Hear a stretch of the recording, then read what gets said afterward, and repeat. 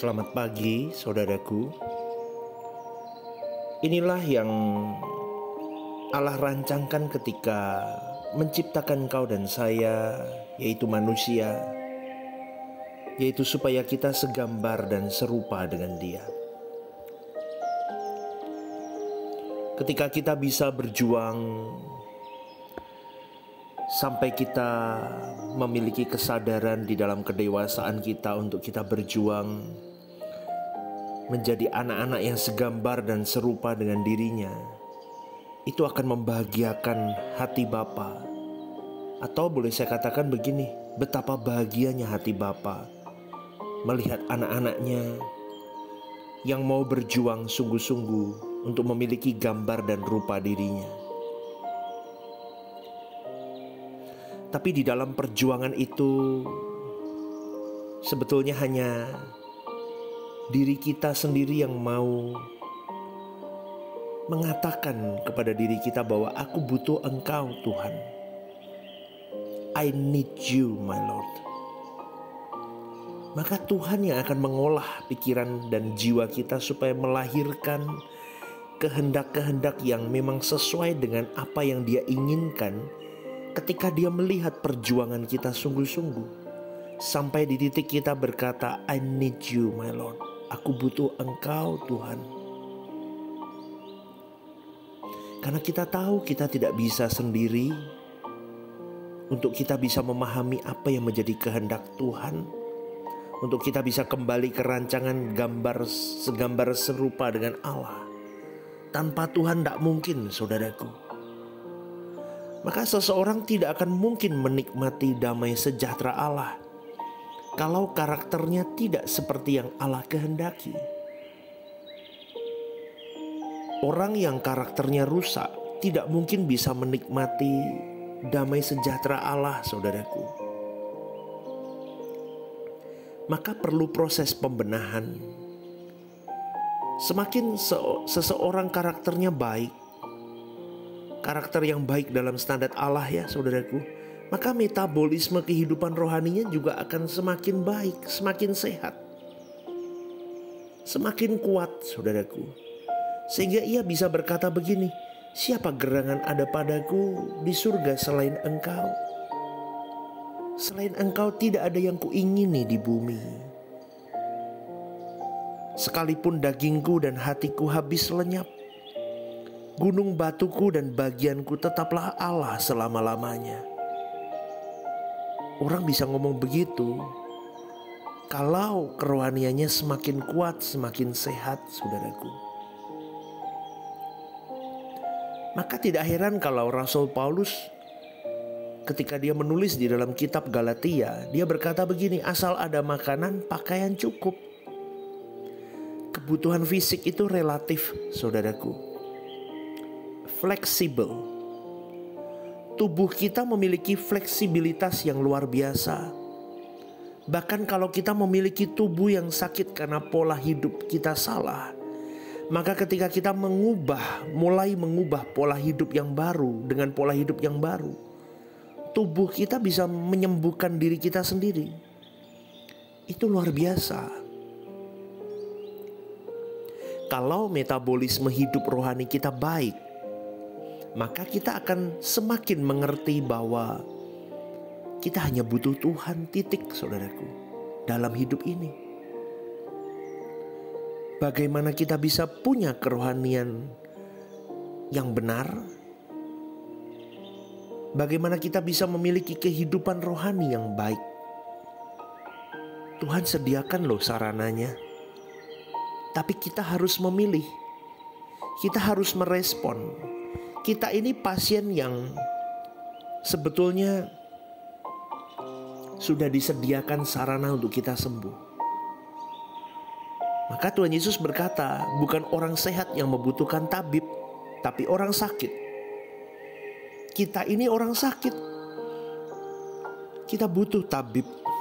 Maka kita harus sampai di titik kita sampai memiliki pemahaman, bukan hanya di mulut. Sampai di titik kita bisa berkata, I need you my Lord. Aku butuh Engkau Tuhan.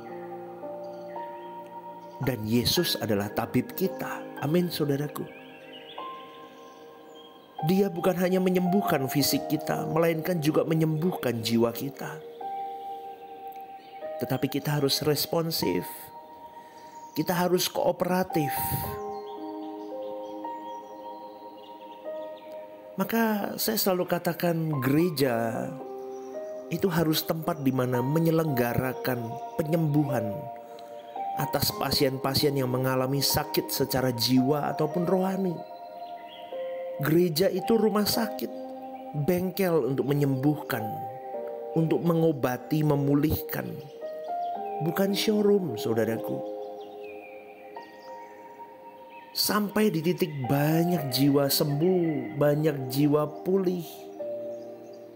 Yang akhirnya jiwa-jiwa yang hadir di gereja itu menjadi pribadi-pribadi yang memiliki keindahan di mata Allah. Amin, saudaraku. Maka kita harus sadar bahwa kita ini sakit. Jangan jadi seperti ahli-ahli Taurat, orang-orang Farisi yang merasa dirinya sehat, lalu tidak menghargai Tuhan. Metabolisme kehidupan rohani kita belum baik atau tidak baik.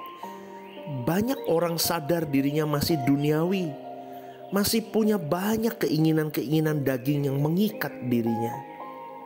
Lalu merasa dengan kesadaran itu cukup. Seakan-akan Tuhan tidak terganggu dengan keadaan kita. Karena hanya dengan kita menyadari kita orang berdosa, seakan-akan dengan pengakuan kita berdosa, itu sudah menjadi pembenaran. Dan kita mewajarkan hidup kita seperti manusia lain di muka bumi ini. Dan ironiknya kita menganggap bahwa seakan-akan Tuhan mengizinkan dan sudah menyelesaikannya. Dan tidak memperhitungkannya. Yang harus sungguh-sungguh kita sadari adalah kita ini sakit, saudaraku. Kita ini sakit, dan kita sakit ini supaya kita dirawat. Maka kita harus menangkap frekuensi Tuhan. Kita harus selalu ada di dalam koneksi dengan Tuhan setiap saat. Maka kita tidak boleh melakukan hal-hal yang membuat koneksi kita kepada Tuhan itu terputus. Kita harus menemukan dalam 24 jam 7 hari menemukan frekuensi sehingga kita selalu mendengar suara Tuhan. Maka kalau mau dipakai Tuhan luar biasa, saudaraku, maka kita harus berani menyangkal diri, menanggalkan semua keinginan yang memang Tuhan tidak kehendaki. Tanpa batas. Berani pamit dengan dunia ini. Dengan segala kesenangannya kita berani pamit, kita berani berkata, aku mau senengin Tuhan. Maka di situ akan terlihat kedewasaan rohanimu bertumbuh. Salah satu ciri kedewasaan rohani seseorang itu bertumbuh adalah ketika dia mau berjuang hidup suci. Dia tidak punya lagi kesenangan-kesenangan dunia. Sehingga koneksinya terus akan tersambung, saudaraku. Semakin kita memiliki banyak kesenangan, maka semakin kita tidak haus akan Allah. Dan itu bahaya, saudaraku. Bahaya sekali. Kalau kita terbiasa belajar memiliki koneksi dengan Tuhan yang tidak terputus, maka pada waktu koneksi itu putus, kita langsung tahu loh, kita langsung merasakannya, saudaraku. Maka buang yuk kesenangan-kesenangan kita yang Tuhan tidak suka. Tuhan berkata, kalau kamu tidak melepaskan dirimu dari segala milikmu, kamu tidak akan dapat jadi muridku.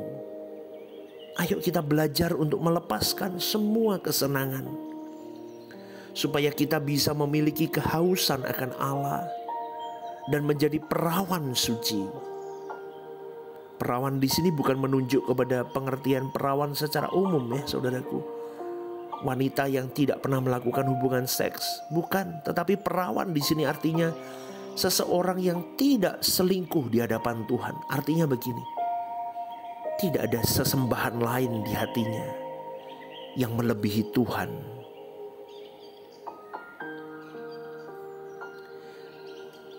seseorang yang tidak lagi tercemari oleh keinginan dunia, ikatan dosa, tetapi dia berjuang meneguk Tuhan sebanyak-banyaknya, maka kita akan bisa mengalami bahwa Allah itu real, Allah itu nyata. Melalui pengalaman-pengalaman pribadi kita mungkin tidak akan bisa diungkapkan kepada orang lain. Itu cerita cinta kita dengan Dia. Tetapi kita bisa menyimpannya sebagai rahasia iman.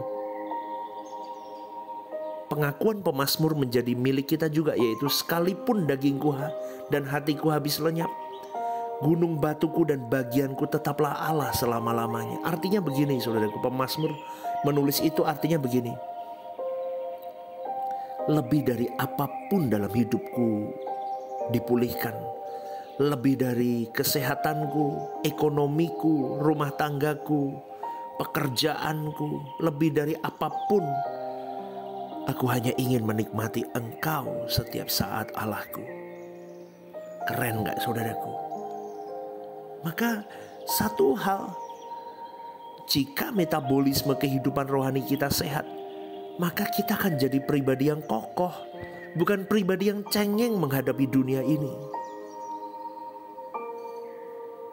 Eksternal kita di luar kendali kita mau berlaku apapun saudaraku. Kita kalau punya keintiman dengan Tuhan, intimacy with God yang luar biasa, gak akan bergeming kita saudaraku. Karena kita tahu kita di dalam Tuhan yang kuat, Tuhan yang hidup. Maka selalulah kita berkata di dalam mulut kita, I need you my Lord. Aku butuh Engkau Tuhan, aku tidak bisa sendiri. Kalimat itu menunjukkan betapa aku tidak bisa hidup tanpa dirimu Allahku. Aku bergantung penuh kepadamu. Wow saudaraku, ayo berjuang sampai di titik-titik itu kita semua. Ya, saat kita menutup mata nanti kita akan membuktikan secara lengkap dan sempurna bahwa benar perkataan pemazmur yang dikatakan begini, siapa gerangan ada padaku selain di surga selain Engkau. Selain Engkau tidak ada yang kuingini. Ayo mari kita temukan Tuhan.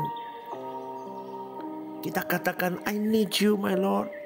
Kita peluk Dia kuat-kuat. Dan kita menghirup sebanyak-banyaknya berkat rohani yang bisa kita serap dari Tuhan selagi kita hidup. Yuk katakan bersama-sama dengan saya, I need you my Lord.